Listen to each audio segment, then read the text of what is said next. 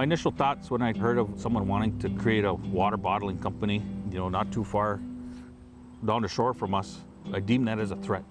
As I would if someone were to say, we're going to come into your community and for no reason take an elder out of your community or one of your children, and you want to protect it. You want to make sure you get your arms around that, those beings or the resources, and that's just the way we are. I'm Brian Bainbridge. I'm an at-large council member here in the Red Cliff Band, Lake Superior, Chippewa. There's a company that wants to come in and extract water within the basin and right along the shores of Gitchagami, Lake Superior, and we deemed that as a threat. I remember talking to elders way older than me, talking to elders, and they talk about places that are sacred all along this lake. The land that I live on we call Mesquabecong. Mesquabecong means like a place that's red. So if you go out in Lake Superior and the sun rises and you look back at Red Cliff, it's all red. Marvin Poe from Red Cliff Band, Lake Superior, Chippewa. My Shinabe name, Shingwe Banes.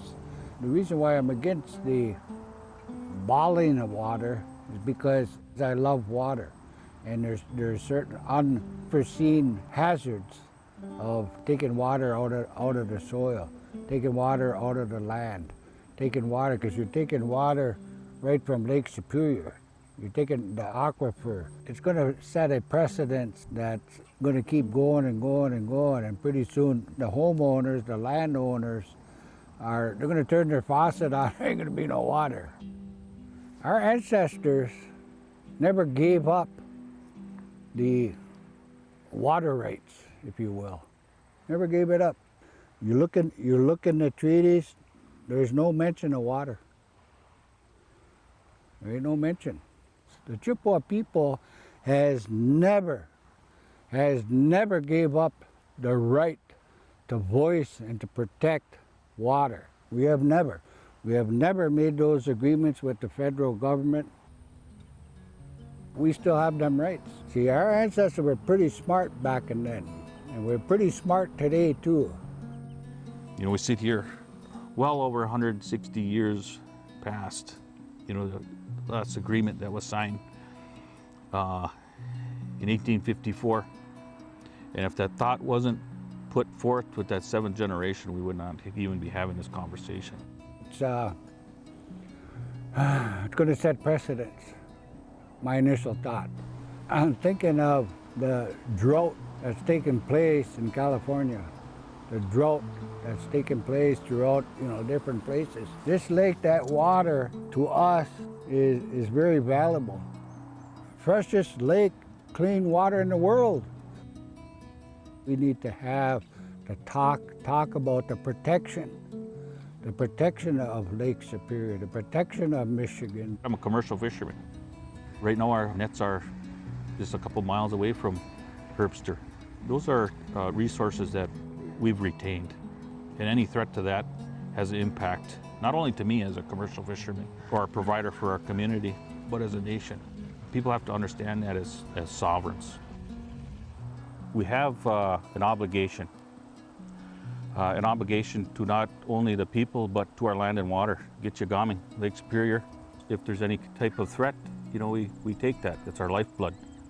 If we don't maintain that way of thinking and that thought process, thinking forward, and we allow certain things to happen, whether it be water extraction, mineral extraction through mining, we lose our spirit, we lose our culture, we lose our way of life, we truly lose our being, and we leave nothing for the ones that come after us.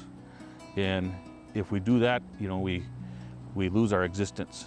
There's a fear of what might it look like in the future? I don't know, 50 years down the road. What might it look like? What happens today is certainly going to have an impact in what's going to happen down the road. And if we don't address that, the fear for me is that it's going to be very desolate down the road.